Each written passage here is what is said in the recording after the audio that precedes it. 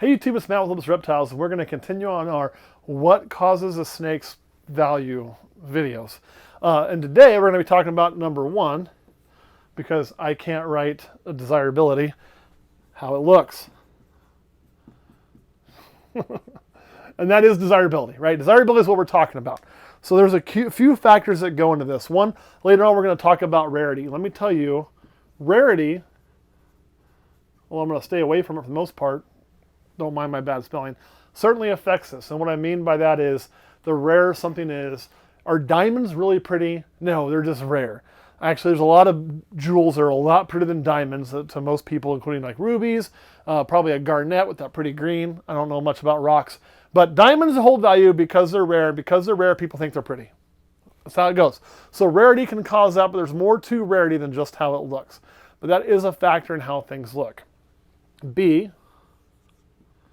is just how visually striking they are. I'm going to use some animals to give you a good look on that. To a new person. To a new person. And what I mean by a new person is maybe it's somebody that's not looking at breeding. This is somebody who's looking at like, just I want this animal because it looks a certain way. So visual striking to a new person. That's a big thing. And this affects things like combos too.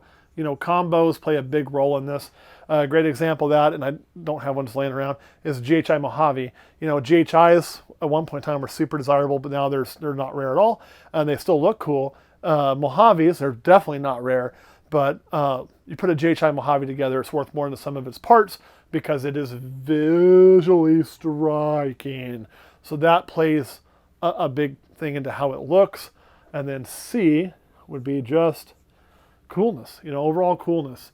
And what I mean by that is sometimes things look kind of like shit, but because people perceive them to be cool or the in thing. Remember when everyone was walking around in MC Hammer pants? We all look stupid as hell, okay? Or bell bottoms for you people who are older than me in the 70s. I never grew up in that, thank God. You look dumb as shit wearing bell bottoms, right? In the 80s and 90s, you know, we all had like safety pins all over everything and tried to look like we were sad all the time in the 90s. We looked dumb as shit, but it was perceived coolness, right? So people thought it was cool and it looked good because that's what the world told us was cool, or at least our teenage selves. But in reality, we looked stupid. This to me is clown. I'm not a big fan of clown. It turns brown, and this is not my thing, but the market tells us that clown is a super cool thing, so clown gets a bonus for coolness. Everybody think that's kind of fair? If not, I don't really care. It's the truth. So let's look at a couple things, and I want to show you what I'm talking about. The two snakes I'm going to show today to show the difference in value on just how it looks are two snakes that are, we can scratch this out. They're both very common, and they're not difficult to make at all. They're both single gene recessives.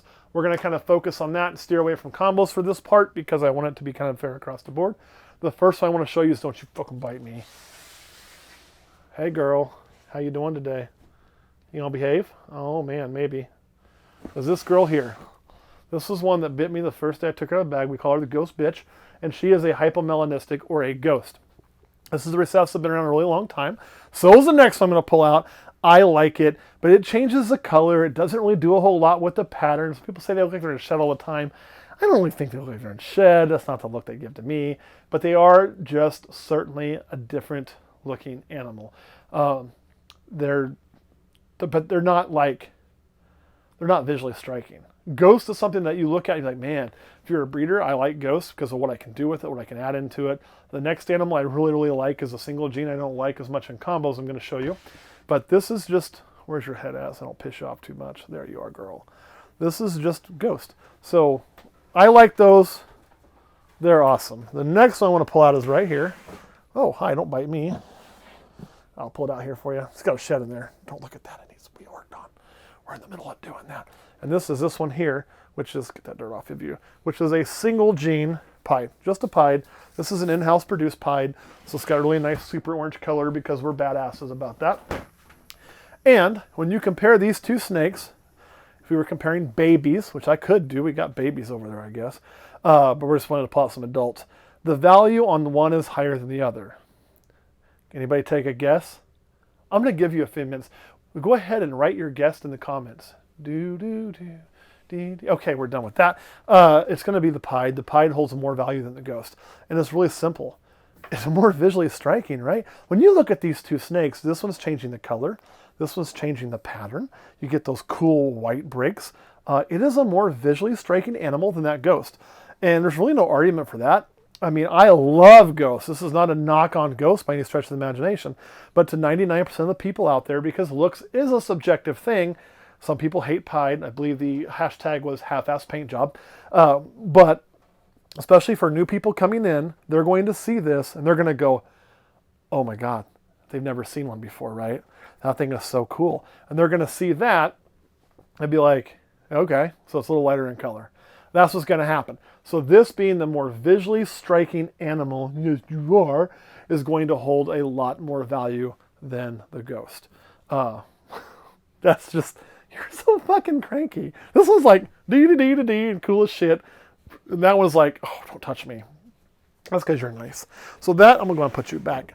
That is kind of how it works. Now, when you start breeding these things, and we start getting into some combos with them, I cannot show you any pied combos because all I do for pied so far is, actually, I can, but it would require me to do some sanitization, so we're not going to. But like, I love banana with my pied, things like that.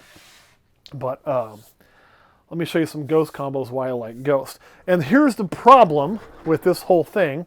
Let me pull out one of these. Where are you at? Oh, you're cool. You're cool. Aha! Yeah. You're what I was looking for. This is a badass. This is an inchy ghost, lesser pastel, we believe. And that is a very, very visually striking snake. So even though ghost by itself isn't that striking, in the combos, damn, that's all you can really say about that. I would take that over a single gene pied any day of the week. The problem is because the base recessive isn't as visually striking, it does push the price of the overall combo down. This is not a snake you make because it's going to make you thousands of dollars. It's got a $1,000 look, but a price tag that ain't near that. But that's kind of the difference in like just how visual striking something is. So the pied has a value around 300. Not for an adult, by God. Don't call me and be like, I'll buy that pied for $3. No shit you would. We're not selling adults. This is baby prices. And we're not selling these. This is hypothetical prices right now. Unless you're on Patreon, then you just bought 2 of those. So, which I got like a whole bunch more. So keep buying those. They're going to keep showing up. Versus Ghost, which is probably for a single gene right now around, I don't know, maybe 150 to 200. I haven't checked lately. So you can see it's about half to a third is less. And that's a pretty significant market because you're doing a bunch of recessives and you've sold 10 of them. That's $3,000 versus half that, 1,500 to 2,000, right? So it's definitely a change. And that is kind of how looks make a difference. Even in just as difficult, that's why we use these. No, one's not harder than the other, okay? And one's not more rare than the other. If anything, Ghost might be a little more rare than Pied because Pied has such a push in the market to get made all the time. So the only thing that's causing that price difference of half as much is simply this. One factor. That's it. Just how it looks. There's other examples of this too. I mean, you can get into things like, you know, I don't know. I have to sit there and think of a few. This is what I thought of for the video, but they're all over the place. Xanthic, I guess, would be a good one. A lot of people don't find Xanthic by itself that visually striking like I do. And so how it looks by itself without a combo pushes down versus something like, say, a clown. And you're going to say, wait a minute, though clown's way more rare. Clown is not more rare. Actually, clown's coming down to Xanthic prices anyway, but it's not more rare. It actually benefits from something else entirely. So how can you manipulate this market of how it looks? So I told you we would talk about that in these videos. Well, you can. This is an easily manipulated market. And how do you manipulate it? Well, I'll show you. And I'm going to use our old standby favorite gene to bag on lately, just because it's the best one for this. Let me put this guy up. And the way you can do that is simple.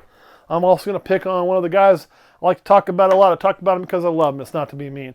So you have Canova, or JKR, right? Canova pushes a whole bunch of videos videos about clown. And he does none about ghost. Sad face for ghost. So what happens? Clown at the time was about 200, 250 bucks, you think, for going rate for a clown?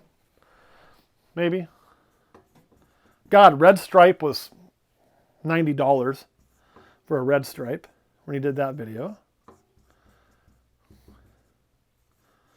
You know, but he made a combo that was desirable out of those and a few other things. And all of a sudden you saw, you know, because of those videos, so marketing plays a look at how it looks. Kin Ova with a line between it. And what I mean by that, because he did really good marketing and it was visually appealing, then it caused these prices to go up because of that. Had Canova done the same thing with Ghost, put something together that nobody had thought of and it looked really good, and it made videos about it, and instead of everybody having to run on Clown, until recently, we'd all have had to run on Ghost. Fact. And somebody's going to be like, no, it isn't. No, I'm telling you, that's what happened. And it's not a bad thing. It's not me bagging. It's cool animals that he was able to make and show, and it drove a market. It drove an entire market for red stripe that really was non-existent, and it pushed the market for clown up to where single gene clown shot through the roof. Red stripe shot up to about $400 or $500 at one point in time, and that was not COVID level. That was just, this kind of predates that. So you can see, you can manipulate how it looks by changing the cool factor, right? Again, this is all of us walking around as teenagers doing dumb shit thinking it looks cool. Probably why I still have a hat on backwards. It is what it is. It's a cool factor. I don't know how we feel about it. And people with influence, like Canova has, can change that. Brian Barczyk has been able to change that through the years. Nerd has been able to change that through the years. I've tried to change that through the years, but I'm not well enough known. So, you know, there's that. Come on, man, let's get Xanthic there. No, so cool factor can change that. Also, it's FOMO.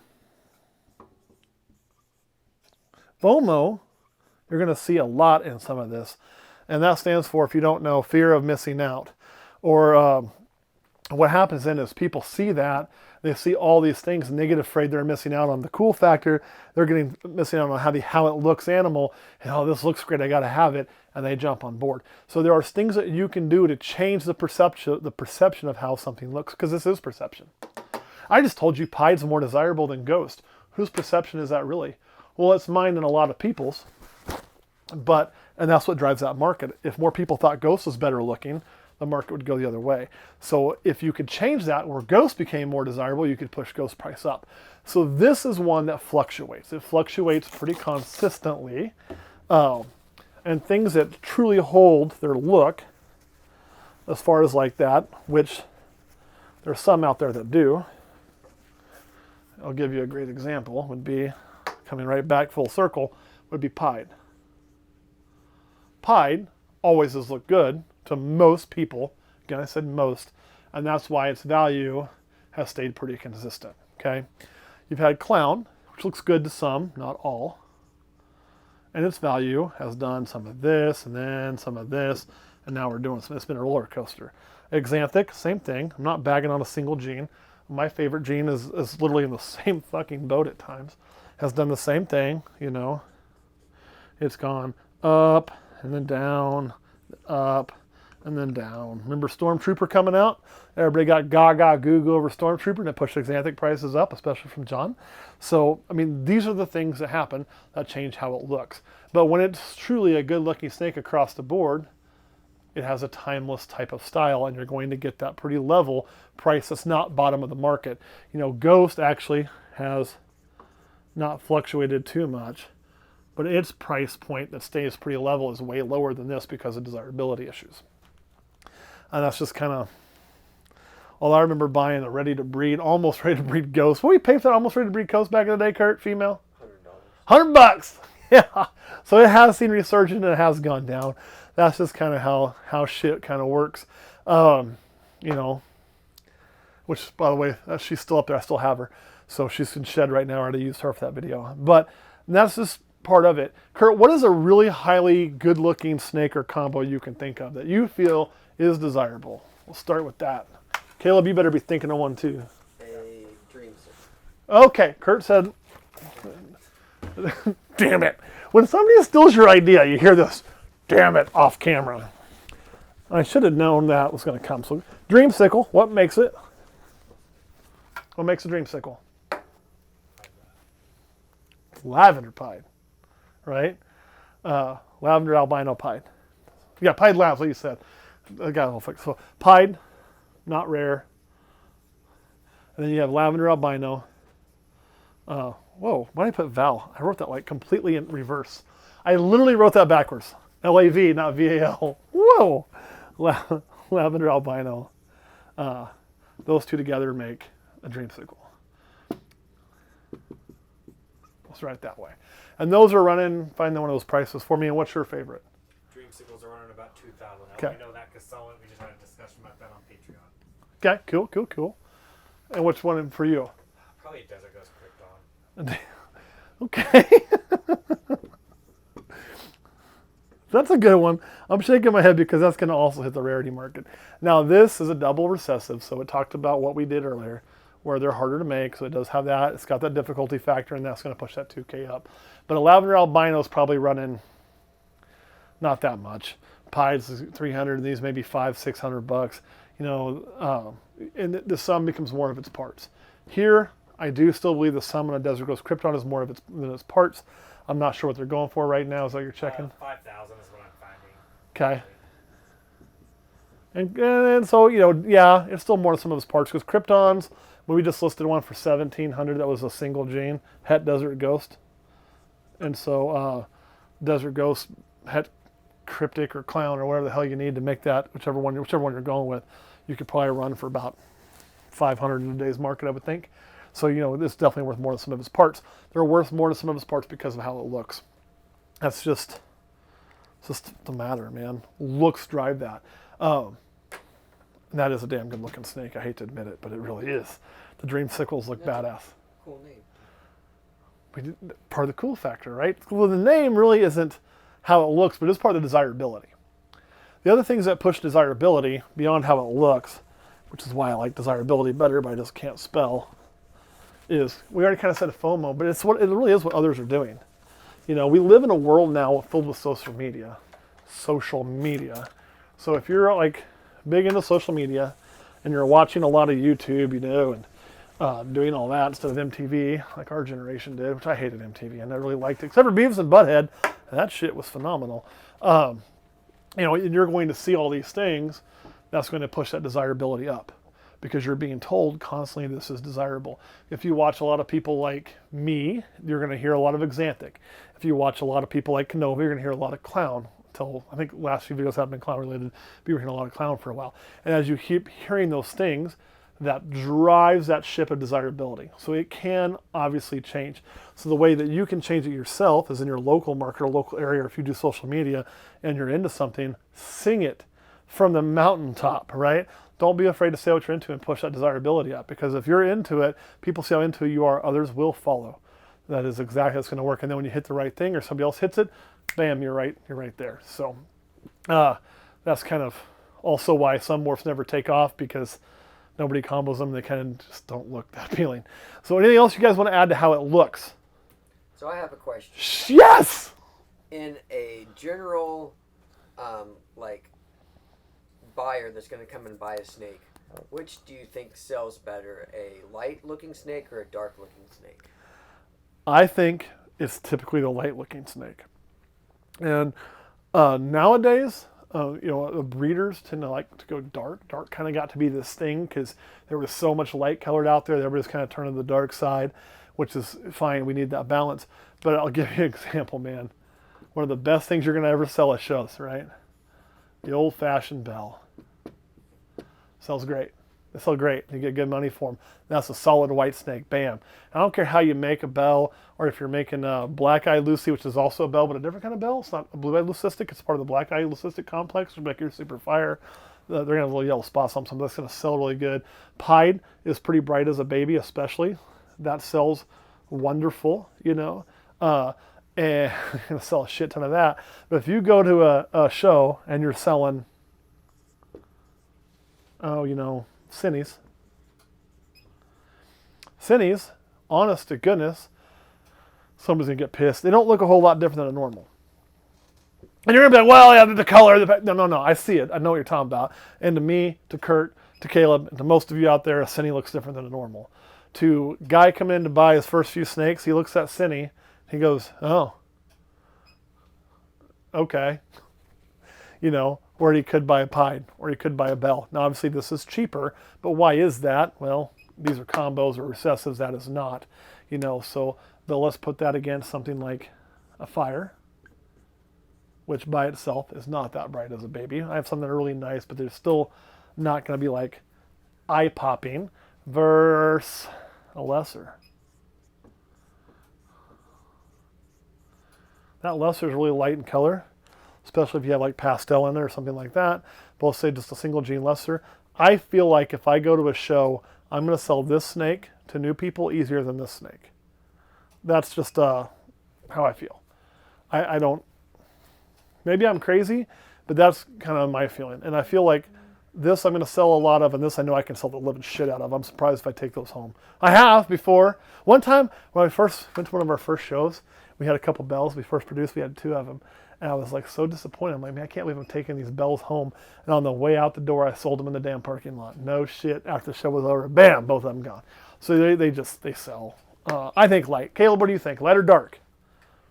At a show, talking about show, not online, not to a breeder. At a show, light. It also kind of depends on what project you want to go with, like for contrast, in my personal opinion. But this is more like selling to people who are just getting into it on these, you know. And shiny. a lot of this too comes from, you know, we owned part of a pet shop for a long time, which we are now exiting because we just don't have time for it. We want to focus on what we're doing here. And in that pet shop, this sold, this would sell okay, this would sell really well, these would sell for, you wouldn't even know what we sold for. This thing would sit. It would just sit there for months because it didn't look different enough. And somebody coming in one of their first snakes, they look at that and the normal, most of them just buy the damn normal. That's the truth of it. You know, and then you get somebody who'd finally buy the cinnamon because you sat there and they wanted to talk to you or they were interested and you showed them what it could do and they'd buy the Cinny. Same like Inchy. Inchy doesn't always sell really well at a show for a first time person or at a pet shop, whereas like the bright ones, even Pastel is going to outsell Inchy in a shop for us every day of the week. In how I feel. And then like simple combos like lesser Pastel, lesser Spider, even Spider, because it's so dramatically different, it's going to sell better than say a Cinny, even when you tell them about that. Albinos sell like in a shop like crack. You know, everybody knows an albino. They know it when they see it. And I don't know how many times people call these albinos when they're new. Oh man, you see that albino? I'm like, what are you talking about? I want to look at that albino. Can you point to it? Yeah, that all white one. Oh, okay, that albino. Okay, let's tell you what that really is. That would happen a lot. Man, my phone is going nuts. So any other questions? Kurt? No. Caleb, what about you? No You worked in the shop more than any of us. Yeah. Is what we're saying true? Oh yeah. How hard was it in the shop to sell a Cinny? Or black pastel or mahogany? Honestly, funny enough, Cinny was harder to sell than black pastel. Just because black pastel seemed to have a little bit more contrast. I agree. I think the black pastel line is a little darker. But darker things were harder to sell. Bright, shiny stuff, things that didn't look like a normal. Yeah.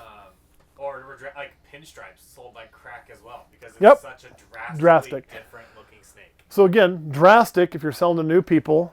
Comes back to how it looks. Bells are drastic, pies are drastic, Cinnies aren't, Fires aren't, lessers are, Spiders are, pinstripes are. How it looks makes a difference. So, and sometimes it doesn't make a difference in the price because a lot of those are priced the same. Well, not these guys, but these guys down here. But the quickness of how well it moves. All right, any other questions? Kurt? No. Caleb? No, I mean, I could even sell, to be honest. If I was being scummy, I could sell. Don't be scummy. No, I'm saying if I was ever to be scummy, I could sell that Fire all day long. $200-$300. That Cinny, I would have to almost, if I really wanted to move it as fast as that Fire, I'd have to price it the same price as normals. Pastels, I could get rid of them with $250. I would need to order as many in as possible because I could not keep them in stock at that price. That's just how it goes at the reptile shop. Those are reptile shop prices, people. Yeah. Not what you're going to get online. But yes, I think that's right. How it looks makes a difference. All right, guys, that is all we got. Thanks for watching. We will catch you next time.